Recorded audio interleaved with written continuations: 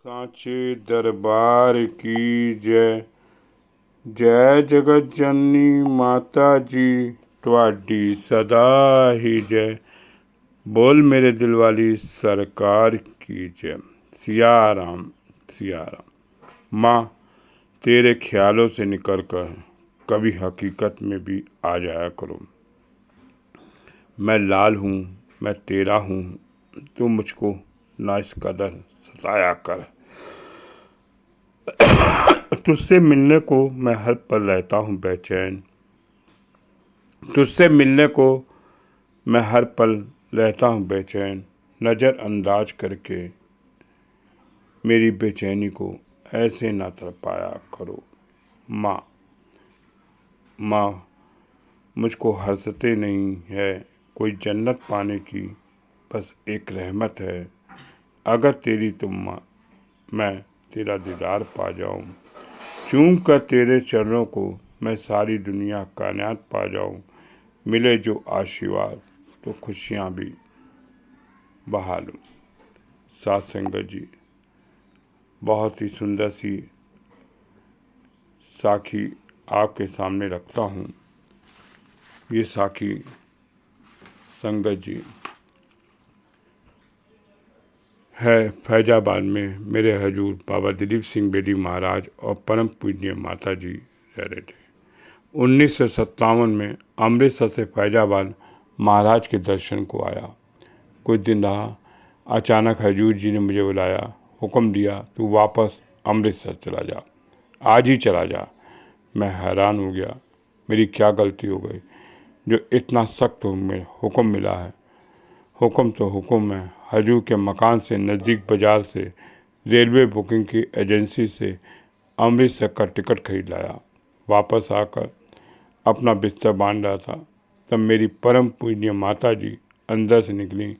हजूर के मकान से थोड़ा चबूतरा था, वहाँ एक कमरा था जहाँ बाहर से संगत ठहरती थी। माता जी ने मेरे को देखा कि मैं सामान बांध रहा हूँ और बड़े ही आश्चर्यजनक से उन्होंने मुझे पूछा। आकर कहा, मेरी आंखों में आंसू थी। माता जी मुझे रोता देखकर बर्दाश्त न कर सकी। बड़े प्यार से, बेटा सामान क्यों बांध रहा, रो क्यों रहा है? मैंने महाराज जी के हुक्म की बात कर दी। माता जी, क्या मुझसे कोई गलती हो गई है इसलिए महाराज ने मुझे इतना सख्त हुक्म दिया? अभी इसी वक्त चला जा, रुको ना। मेरी माता जी पर मुझ पर तरस आ गया। मेरी माँ का दिल बहुत नरम है, बहुत ही जल्दी पिघल जाती हैं। बच्चे को रोता देखकर माँ दुख को दूर कर देती है। माता जी जानती थी हजूर जी जो कर रहे हैं वो किसके भले के लिए कर रहे हैं। इसमें भी कोई भेद होगा जिसको हजूर जानते हैं, पर नहीं, फिर तो माँ ही है। माता मुझे फरमाने लगी, पूनम तू रो नहीं, तेरी बहन की शादी नज़दीक है, घर से दूर दूर से संगतें आएंगी, रौनक लगेगी और अमृतसर जाकर वहाँ भी रोता रहेगा। पर अच्छा, मेरे कहने पे काम कर, सामान बांधना छोड़ दे, ऊपर जाकर बड़े आजीज से हजूर के अरदास कर। मैंने कर दी।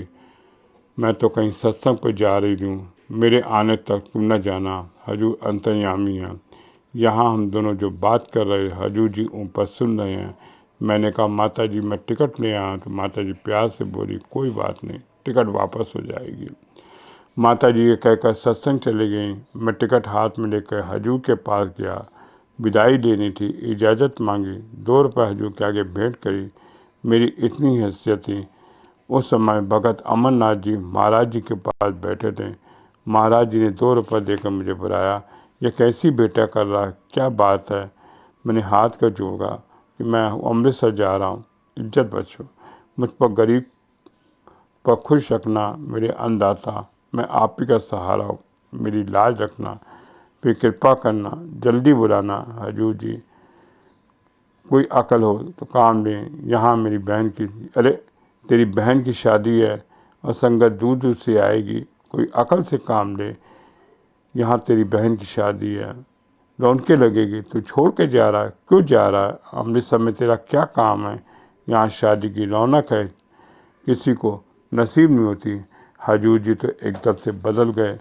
फरमाया, कि तेरी माता तो सत्संग में गई है, जब वो आएगी तो मुझसे क्या कहेगी। बिना पूछे भेज दिया। कुछ दिन बाद इसकी बहन की शादी है और सारी संगत की रौनक लगेगी, सेवा का मौका लगे। तो मेरे आंखों में आंसू आ गए कि मेरी परम पूज्य माता जी सत्संग जाते समय मुझे सहारा दे गई थी और कह गई थी कि हजूर के आगे फिर अरदास करना। और हजूर देखिए कितनी जल्दी बदल गए और मैं टिकट वापस करके आ गया और हजूर मुस्करा रहे थे और फ़कीर की मस्ती में आकर कई बात कर जाते। जिनकी भेंट फ़कीर ही जानता है, दूसरा कोई नहीं जानता। ये मेरी परम पूजनीय माता जी का मुझे रोते हुए देखकर आंसू निकल गए और आए। परम पुण्य माता जी घर आईं और फिर सेवादार वाले कपड़े पहन कर देकर बड़े प्यार से माता जी ने प्यार से फरमाया, पिताजी की दूरबीन तो मैंने बड़ी अदब से देखी है, दूरबीन देखी और माता जी की सिफारिश भी देखी है। मेरी बांधी भगत छुड़ावे, बांधे भगत न छूट मोए, एक समय मोको यह बांधे पुन बांधे। और मैं बड़े प्यार से वहाँ पर रुक गया। ये मेरी परम पूजनीय माता जी का आशीर्वाद था कि मेरे रोते हुए आंसुओं को उन्होंने धो दिए और पोंछ दिए।